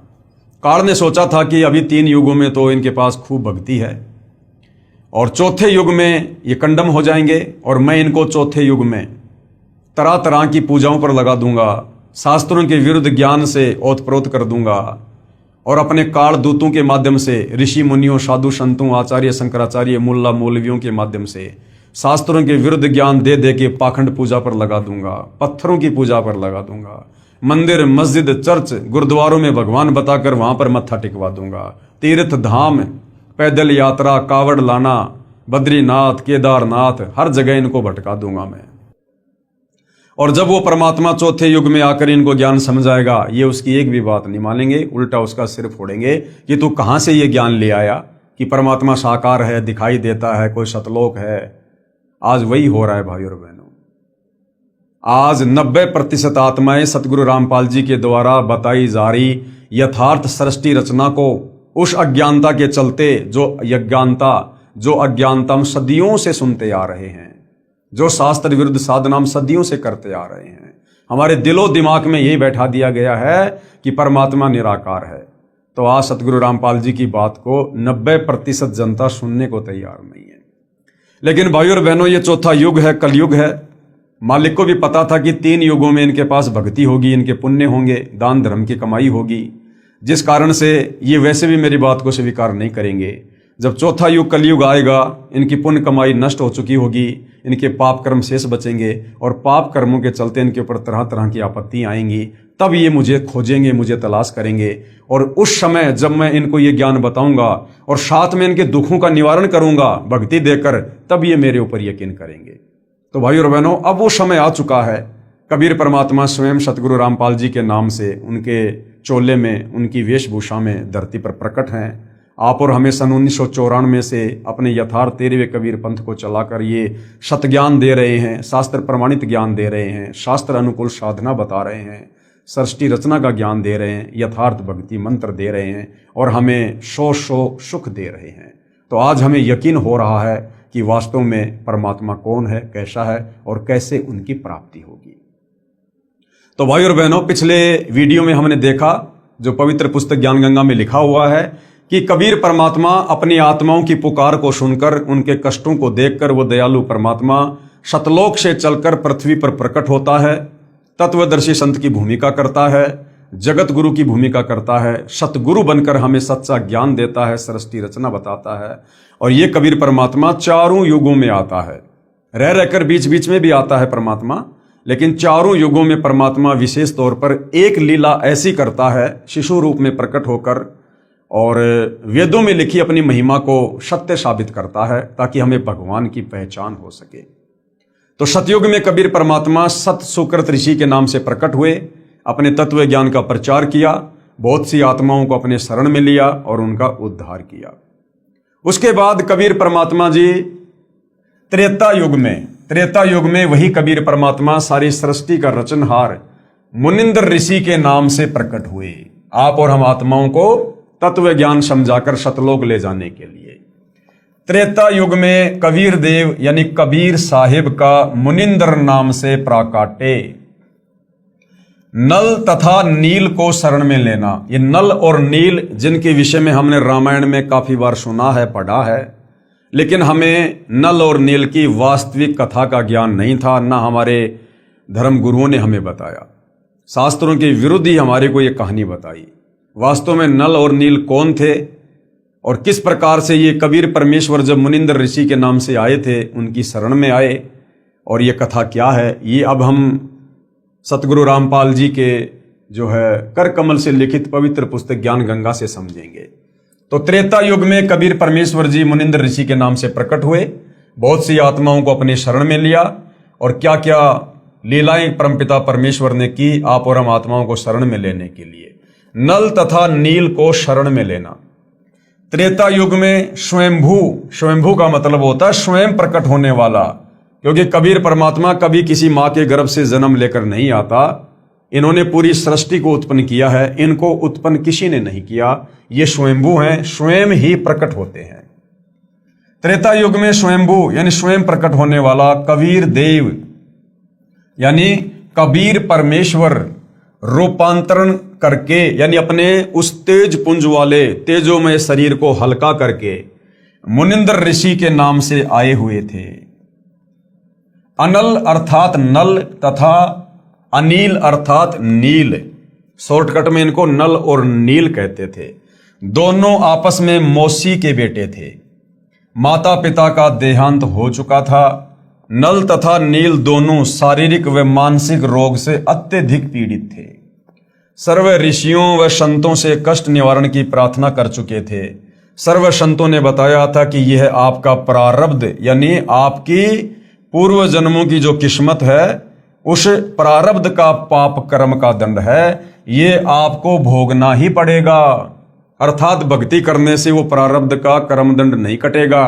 ये हमारे नादान धर्म गुरु हमें कहा करते थे और फिर कहते थे भक्ति करो। अरे भैया, जब भक्ति से प्रारब्ध का कर्म दंड नहीं कटेगा तो फिर भक्ति करके समय भी क्यों बर्बाद करें। तो ये अज्ञानी थे भाई और बहनों, इनको शास्त्रों का ज्ञान नहीं था, परमात्मा के विधान का ज्ञान नहीं था और कहते थे कि नल और नील इसका कोई समाधान नहीं है, ये कष्ट आपने भोगना ही पड़ेगा। दोनों दोस्त जीवन से निराश होकर मृत्यु का इंतजार कर रहे थे। एक दिन दोनों को मुनिंद्र नाम से प्रकट पूर्ण परमात्मा का सत्संग सुनने का अवसर प्राप्त हुआ। सत्संग के उपरांत जो ही दोनों ने परमेश्वर कबीर देव अर्थात कबीर साहिब उर्फ मुनिंद्र ऋषि जी के चरण छुए तथा परमेश्वर मुनिंद्र जी ने सिर पर हाथ रखा तो दोनों का असाध्य रोग छू मंतर हो गया। कबीर परमेश्वर जो मुनिंद्र नाम से आए हुए थे, शीश पर हाथ रखने मात्र से नल और नील का वो असाध्य रोग समाप्त हो गया। अर्थात दोनों नल तथा नील स्वस्थ हो गए। इस अद्भुत चमत्कार को देखकर प्रभु के चरणों में गिरकर घंटों रोते रहे तथा कहा, आज हमें प्रभु मिल गया जिसकी तलाश थी, तथा उससे प्रभावित होकर उनसे नाम दीक्षा ले लिया तथा मुनिंद्र साहिब जी के साथ ही सेवा में रहने लगे। पहले संतों का समागम यानी सत्संग पानी की व्यवस्था देखकर नदी के किनारे पर होता था।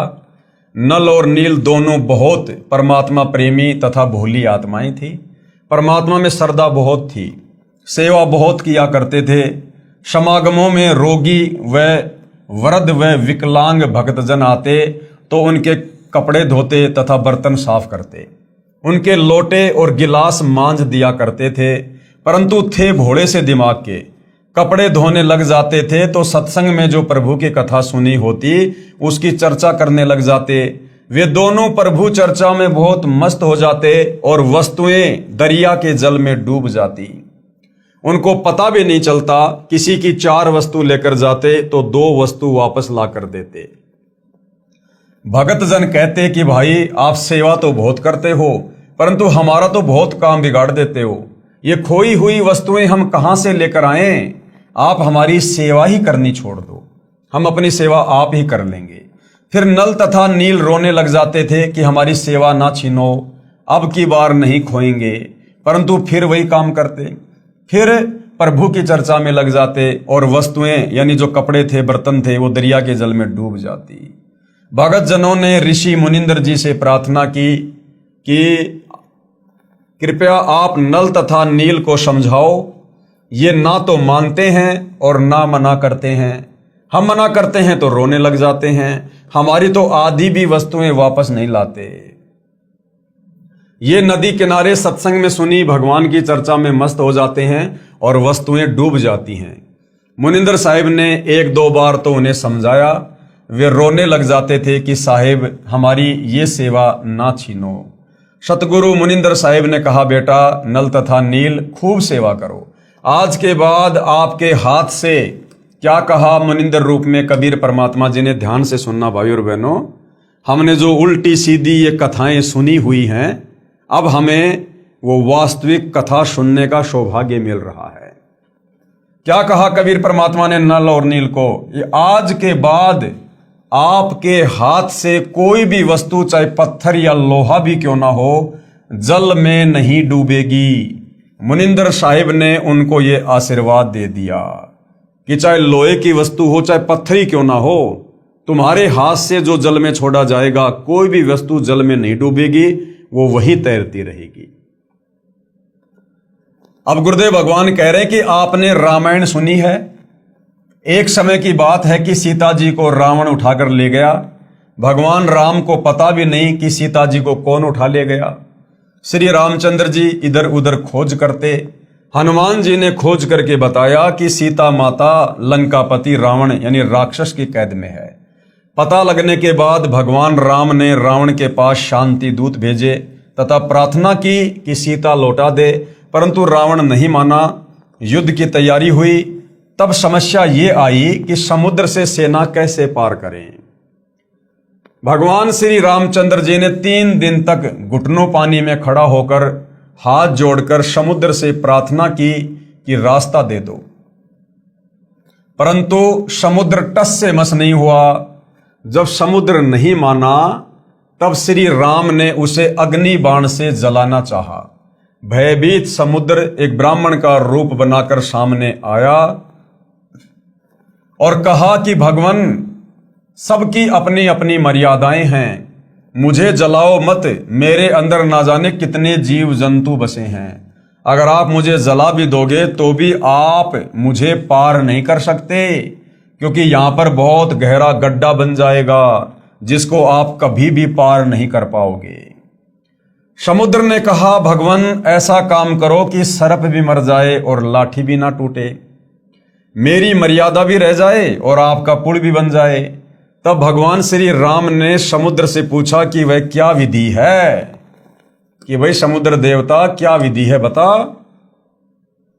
तो ब्राह्मण रूप में खड़े समुद्र ने कहा कि आपकी सेना में नल और नील नाम के 2 सैनिक हैं। उनके पास उनके गुरुदेव से प्राप्त एक ऐसी शक्ति है कि उनके हाथ से पत्थर भी जल पर तैर जाते हैं। हर वस्तु चाहे वह लोहे की हो तैर जाती है। श्री रामचंद्र ने नल तथा नील को बुलाया और उनसे पूछा कि क्या आपके पास कोई ऐसी शक्ति है। नल तथा नील ने कहा, हाँ जी, हमारे हाथ से पत्थर भी जल में नहीं डूबेंगे। श्री राम ने कहा कि परीक्षण करवाओ, यानी उसकी मुझे छोटी सी परीक्षा दो। उन नादानों ने, नल और नील ने सोचा कि आज सबके सामने तुम्हारी बहुत महिमा होगी। नल और नील में अहंकार छा गया कि समुद्र पर पुल बनाने में रामचंद्र भी फेल हो गया, लक्ष्मण भी फेल हो गया, जामवत, अंगत, हनुमान, सुग्रीव, और आज हमारी महिमा बन जाएगी। तो उन नादानों ने अपने गुरुदेव भगवान को याद नहीं किया, अपने गुरुदेव को छुपा दिया ताकि किसी को पता ना चले। छुपाने का मतलब उन्होंने उस समय अपने गुरुदेव से कोई याचना नहीं की, दंडवत प्रणाम करके आज्ञा प्राप्त नहीं की कि हे गुरुदेव, हम तो तुच्छ प्राणी हैं, ये तो आपके द्वारा दी गई शक्ति है, आपका आशीर्वाद है गुरुदेव, आप दया करना, इसका पुलिया बन जाए। उन्होंने अपने गुरुदेव का जिक्र तक नहीं किया और कहा, जी हमारे पास में ऐसी शक्ति है, हम पत्थर भी तैरा देंगे। और जैसे उन्होंने पत्थर उठाकर समुद्र पर डालने चाहे, वो पत्थर डूबने लगे। उन नादानों ने, नल और नील ने सोचा कि आज सबके सामने तुम्हारी बहुत महिमा होगी। उस दिन उन्होंने अपने गुरुदेव भगवान मुनिंद्र यानी कबीर साहिब को यह सोचकर याद नहीं किया कि अगर हम उनको याद करेंगे तो कहीं श्री राम ये ना सोच ले कि इनके पास शक्ति नहीं है। यानी आज हमें गुरुदेव भगवान कहते हैं कि बच्चों, कोई भी कार्य करो, घर से बाहर निकलो, काम धंधे के लिए गाड़ी लेकर पैदल या बच्चे स्कूल जाते हैं तो सबसे पहले मंगलाचरण अवश्य किया करो। मंगलाचरण करते ही हम अपने गुरुदेव को याद करते हैं और हमारा हर कार्य मंगल ही होता है। तो उन्होंने ना कोई मंगलाचरण किया, ना कोई मंत्र जाप किया, ना अपने गुरुदेव को याद किया। तो उन्होंने सोचा कि अगर हम उनको याद करेंगे तो कहीं श्री राम ये ना सोच ले कि इनके पास शक्ति नहीं है, ये तो कहीं और से मांगते हैं। उन्होंने पत्थर उठाकर पानी में डाला तो वह पत्थर पानी में डूब गया। नल तथा नील ने बहुत कोशिश की, कई कई बार कोशिश की, परंतु उनके पत्थर नहीं तैरे, क्योंकि कबीर परमेश्वर ने, जो मुनिंद्र ऋषि के नाम से थे, उन्होंने शक्ति वापस ले ली। तब भगवान राम ने समुद्र की ओर देखा, मानो कहना चाह रहे हो कि आप तो बहुत झूठ बोलते हो, इनमें तो कोई शक्ति नहीं है। समुद्र ने कहा, नल नील, आज तुमने अपने गुरुदेव को याद नहीं किया। नादानो, अपने गुरुदेव को याद करो। वे दोनों समझ गए कि आज तो हमने गलती कर दी। उन्होंने सतगुरु मुनिंद्र साहिब जी को याद किया। सतगुरु मुनिंद्र यानी कबीर साहिब वहां पर पहुंच गए। भगवान रामचंद्र जी ने कहा कि हे ऋषिवर, मेरा दुर्भाग्य है कि आपके सेवकों के हाथों से पत्थर नहीं तैर रहे हैं। मुनिंद्र साहिब ने कहा कि अब इनके हाथ से तैरेंगे भी नहीं, क्योंकि इनको अभिमान हो गया है। सतगुरु की वाणी ये प्रमाण करती है कि गरीब जैसे माता गर्भ को राखे जतन बनाए, ठेस लगे तो क्षीण हो तेरी ऐसे भक्ति जाए। इस भक्ति को हमने मर्यादाओं में रहकर एक सच्चे शिष्य की भूमिका निभाते हुए इस प्रकार से सुरक्षित रखना होता है आत्म कल्याण के लिए, जिस प्रकार वर्षों बाद किसी बहन बेटी को गर्भ रहा हो, प्रेग्नेंट हो, और किस प्रकार से फिर वो अपने बच्चे को अपने गर्भ में सुरक्षित रखती है। खाने पीने में सावधानी, चलने फिरने में सावधानी, उठने बैठने में, काम धंधा करने में, रात्रि को सोने में भी वो करवट लेते समय कितनी सावधानी रखती है, कहीं मेरे बच्चे के ऊपर कोई दबाव ना आ जाए, मेरा बच्चा खराब ना हो जाए। तो कहते हैं जिस प्रकार एक गर्भवती माता अपने बच्चे का ध्यान रखती है और उसको सुरक्षित अपने गर्भ से बाहर निकालती है, इसी प्रकार से हम भक्तों ने भी इस भक्ति को जो हमें गुरुदेव से प्राप्त हुई है, मर्यादाओं का ध्यान रखकर, गुरु वचन का ध्यान रखकर, मान बढ़ाई अहंकार से दूर रहकर और आधीन और दास भाव से हमने इस प्रकार से भक्ति को सफल करना होता है। उस दिन के पश्चात नल तथा नील की वह शक्ति समाप्त हो गई। अब रामायण की कथा सुनाते समय हमारे ज्ञानहीन अंधे धर्मगुरु कहा करते थे कि नल और नील ने पत्थर तैरा दिए, जिस कारण से समुद्र पर पुलिया बना था, जबकि भाई और बहनों ये सत्य कथा नहीं है। उस दिन के पश्चात नल तथा नील की वह शक्ति समाप्त हो गई। श्री रामचंद्र जी ने परमेश्वर मुनिंद्र साहिब जी से कहा कि हे ऋषिवर, मुझ पर बहुत आपत्ति आई हुई है, दया करो, किसी प्रकार सेना परले पार हो जाए। जब आप अपने सेवकों को यानी भक्तों को शक्ति दे सकते हो तो प्रभु कुछ रजा करो। मुनिंद्र साहिब ने कहा कि ये जो सामने वाला पहाड़ है, मैंने उसके चारों तरफ एक रेखा खींच दी है, इसके बीच बीच के पत्थर उठा लाओ, वे नहीं डूबेंगे। श्री राम ने परीक्षण के लिए पत्थर मंगवाया, उसको पानी पर रखा तो वह तैरने लग गया। नल तथा नील कारीगर यानी शिल्पकार भी थे। हनुमान जी प्रतिदिन भगवान याद किया करते थे। उसने अपनी दैनिक क्रिया भी साथ रखी, राम राम भी लिखता रहा और पहाड़ के पहाड़ उठाकर ले आता था। नल नील उनको जोड़ जोड़कर उस पुल में लगा देते थे। इस प्रकार पुल बना था, धर्मदास जी कहते हैं। तो भाई और बहनों, आज से पहले हमारे ज्ञानहीन नादान धर्मगुरुओं के द्वारा हमें जो झूठी कथा बताई जाती थी कि नल और नील के हाथ से पानी में पत्थर तैरने लग जाते थे, तो नल और नील पुलिया बनाते समय उन पत्थरों को हाथ से छू दिया करते थे, जिस कारण से वो पुलिया बन गया। तो कोई कहता था कि हनुमान जी उन पत्थरों के ऊपर राम राम लिख दिया करते थे, जिस कारण से पत्थर तैर जाया करते थे। तो ये सारी की सारी झूठी कथा हमें बताई जाती थी। प्रथम बार कबीर परमात्मा अपने पुत्र जोगजीत के रूप में जब तपतशिला पर काल से मिले थे, बहुत सारे एग्रीमेंट हुए थे, जिनमें एक एग्रीमेंट ये भी था, काल ने कहा था कि आप नीचे जाओगे और त्रेता युग में मेरा पुत्र विष्णु नारद जी के श्राप के कारण मृतलोक में जाएगा, कौशल्या के गर्भ से जन्म लेगा और उसको 14 साल का वनवास मिलेगा, और वनवास के दौरान उसकी पत्नी सीता को, जो कि लक्ष्मी का रूप होगी, उसको रावण उठाकर लेकर जाएगा। और रामचंद्र सीता को वापस लाने के लिए समुद्र पर पुलिया बनाना चाहेगा, लेकिन उसका पुल नहीं बन पाएगा। हे परमेश्वर, आप जी त्रेता युग में मेरे बेटे का पुलिया बनवाना।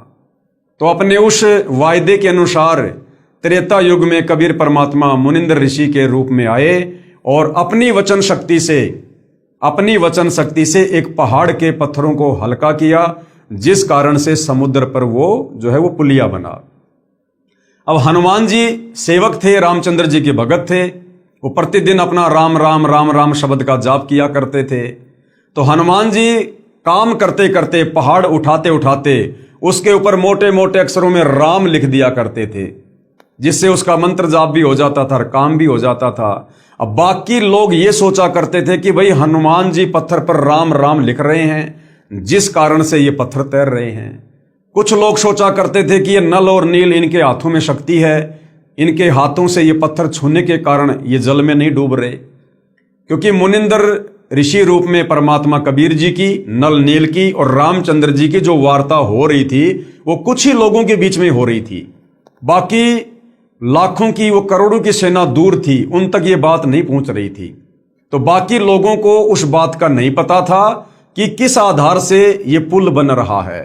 तो बाद में उन लोगों ने अपने अपने घरों पर जाकर उसी प्रकार से महिमा कर दी कि हनुमान जी राम राम लिखा करते थे, जिस कारण से पत्थर तैर गए।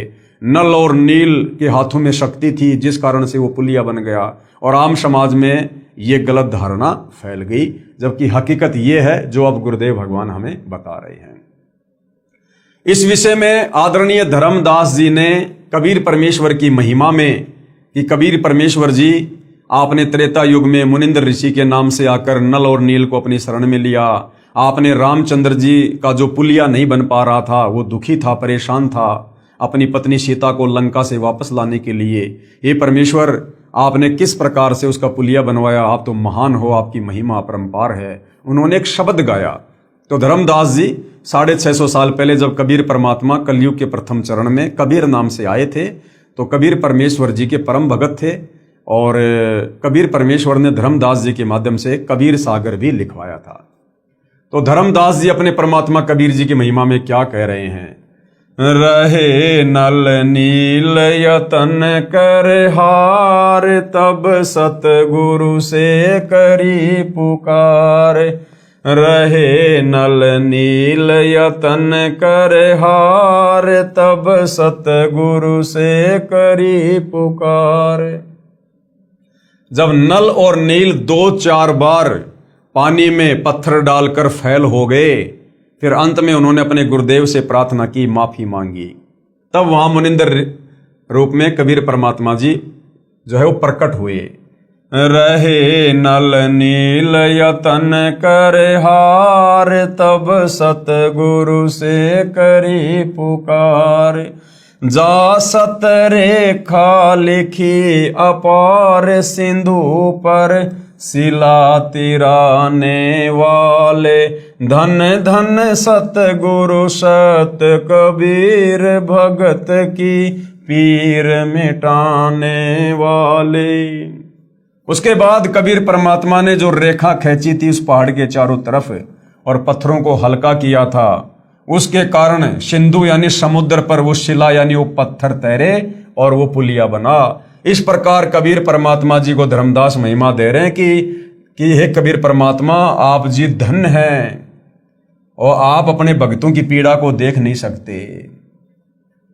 कोई कहता था कि हनुमान जी ने पत्थर पर राम राम लिख दिया था, इसलिए पत्थर तैर गए। कोई कहता था कि नल नील ने पुल बनाया था। कोई कहता था कि श्री राम ने पुल बनाया था। परंतु ये सत्य कथा ऐसे है जैसे आपको ऊपर बताई गई है। आगे शत कबीर की साखी पेज नंबर 179 से 182 तक। पीव पिछाण का अंग। कबीर तीन देव को सब कोई ध्यावे, चौथे देव का मरम न पावे।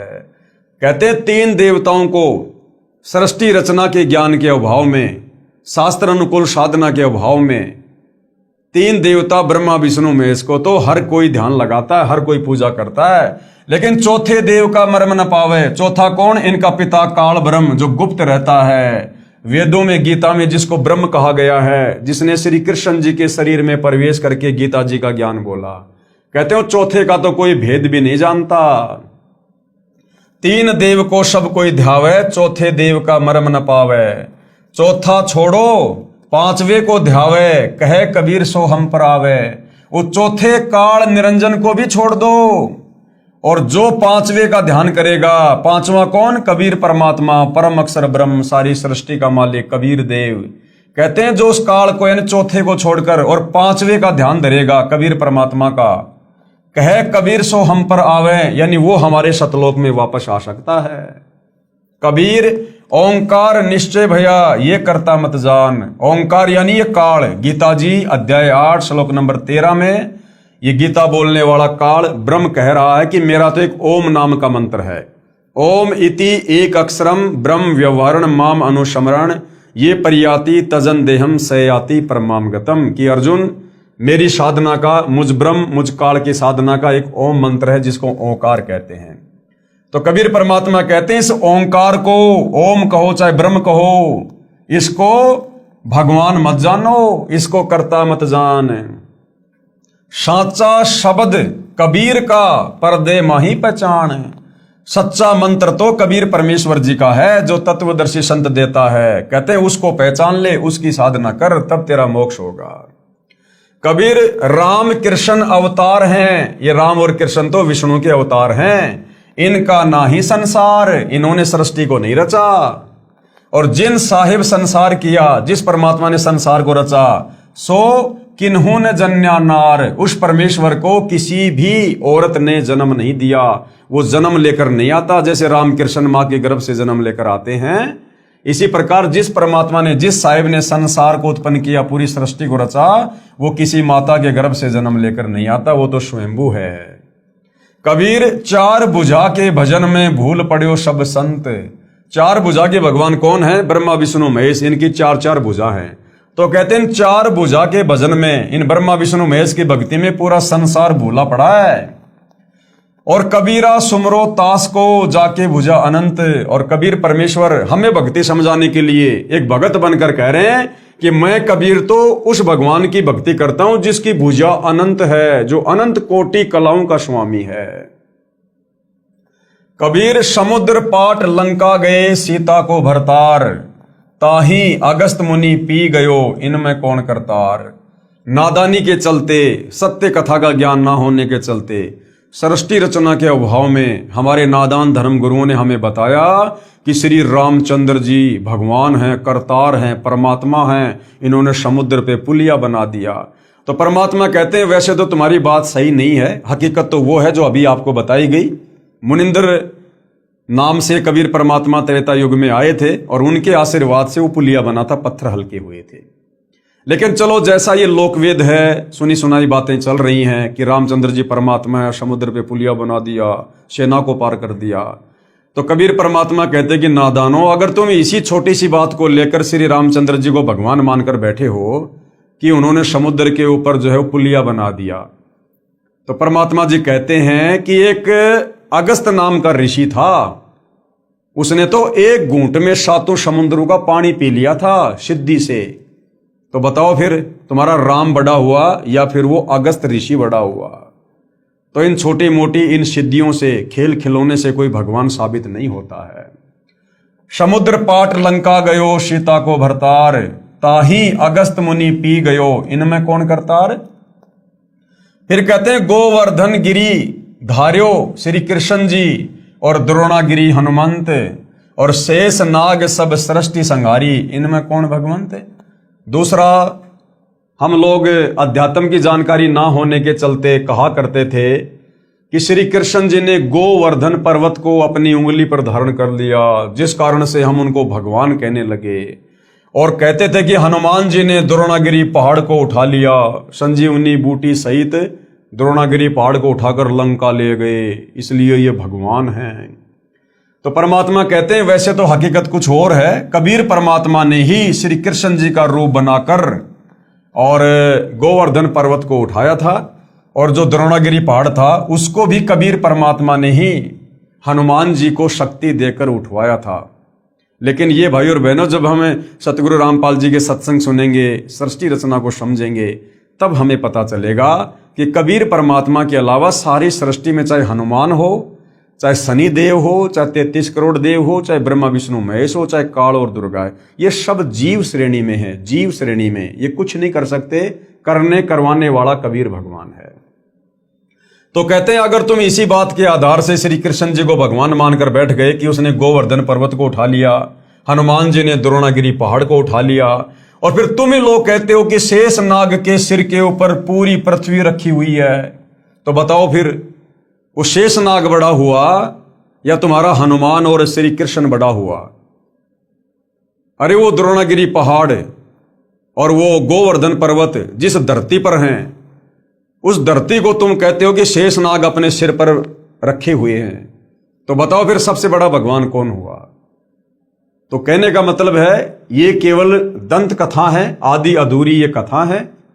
किसी शेष नाग के सर के ऊपर पृथ्वी नहीं टिकी हुई है। ये पृथ्वी परमपिता परमेश्वर के वचन से अपनी जगह पर स्थिर है, घूम रही है। जैसा भी है परमेश्वर के वचन से। हमने सृष्टि रचना में पढ़ लिया कि कबीर परमेश्वर जी ने इस काल को श्राप दिया था, जिस कारण से इसके 21 ब्रह्मांड सतलोक से विमान की तरह चल पड़े और सतलोक से 16 संकोश की दूरी पर आकर परमेश्वर के वचन से स्थिर हो गए। वैज्ञानिक जिसको गुरुत्वाकर्षण की शक्ति कहते हैं। फिर कहते हैं कबीर काटे बंधन विपत्ति में कठिन किया संग्राम, चीनो रे नर प्राणियां गरुड़ बड़ों के राम। फिर हमें क्या बताया जाता था कि श्री रामचंद्र जी इसलिए परमात्मा हैं कि इन्होंने लंकापति रावण को मार दिया और सीता जी को वापस लेकर आ गए। तो कबीर परमात्मा कहते हैं कि नादानो, जब श्री रामचंद्र और उसकी पूरी सेना हनुमान, सुग्रीव, जामवत, अंगद, लक्ष्मण, जब ये सारे वहां पर लंका में लड़ाई कर रहे थे रावण के साथ, तो रावण ने एक सिद्धि शक्ति से रामचंद्र जी और उसकी पूरी सेना को, हनुमान को, सबको नाग फांस में बांध दिया था। सर्पों ने लपेटा लगा लिया था, अनंत सर्प उत्पन्न हो गए और पूरी सेना को रामचंद्र जी सहित, जैसे ईख की पोली को बांध दिया करते हैं रस्सी से, ऐसे सर्पों ने लपेटे लगा लिए और फण सीधा करके यूं खड़े हैं कि बस अब डसेंगे। उस समय श्री रामचंद्र जी ने, जिनको तुम परमात्मा कहते हो, सर्वशक्तिमान कहते हो, जो एक सर्प से, एक सांप से अपना बंधन नहीं छुड़वा पाए, उन्होंने अपने वाहन श्री गरुड़ पक्षी जी का आह्वान किया, उनसे प्रार्थना की।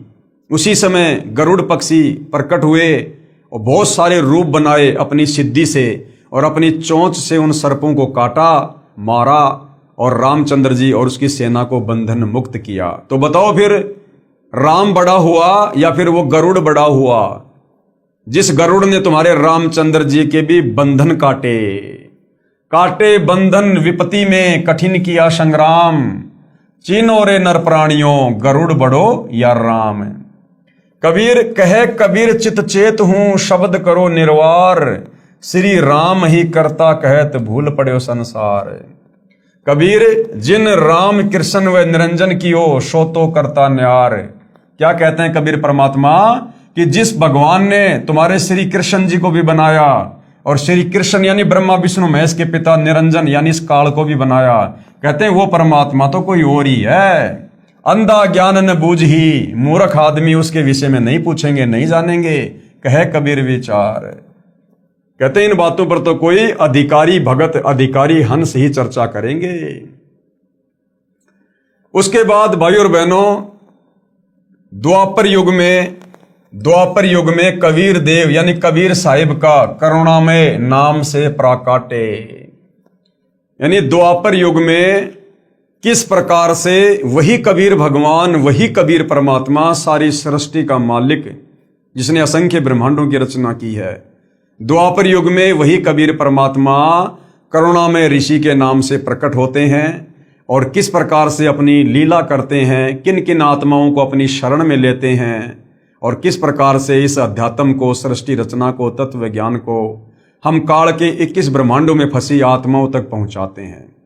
इस पर हम विशेष तौर पर भाई और बहनों अगले वीडियो में चर्चा करेंगे, क्योंकि ये परमेश्वर की महिमा है, जगत पिता जगदीश्वर की महिमा है, जिनके विषय में आज से पहले हम कुछ भी नहीं जानते थे। तो हम इस अमर कथा को, नारायण कथा को, सत्य कथा को हम धीरे धीरे पढ़ेंगे और आगे बढ़ेंगे और समझते जाएंगे। और जिन जिन भाई बहनों को समझ में आ रही है उनसे प्रार्थना है, भाई ये मानव जन्म बड़ा दुर्लभ है, और जब तक हम तत्वदर्शी संत की शरण में नहीं आ जाते हैं और उनकी मर्यादा में रहकर भक्ति शुरू नहीं करते हैं, तब तक हमें इस मनुष्य जन्म का भी भरोसा नहीं है। ये कब हमारे हाथ से निकल जाए, कब किस घटना में हमारी मृत्यु हो जाए, कब ये अनमोल शरीर हमारे हाथ से छूट जाए और काल हमें तुरंत लक 84 योनि में, नरक में गधा कुत्ता सुअर बनाकर छोड़ देगा। और ये मनुष्य जन्म केवल और केवल अपनी आत्मा के कल्याण के लिए तत्वदर्शी संत की खोज करके, उसकी शरण में आकर सत भक्ति करके मोक्ष करवाने के लिए मिलता है। वो सु अवसर आज आप और हमें सहज में उपलब्ध है। जिस परमेश्वर को खोजने से वो प्राप्त नहीं होता, अरे खोजने से तो ये काल ब्रह्म ही प्राप्त नहीं होता।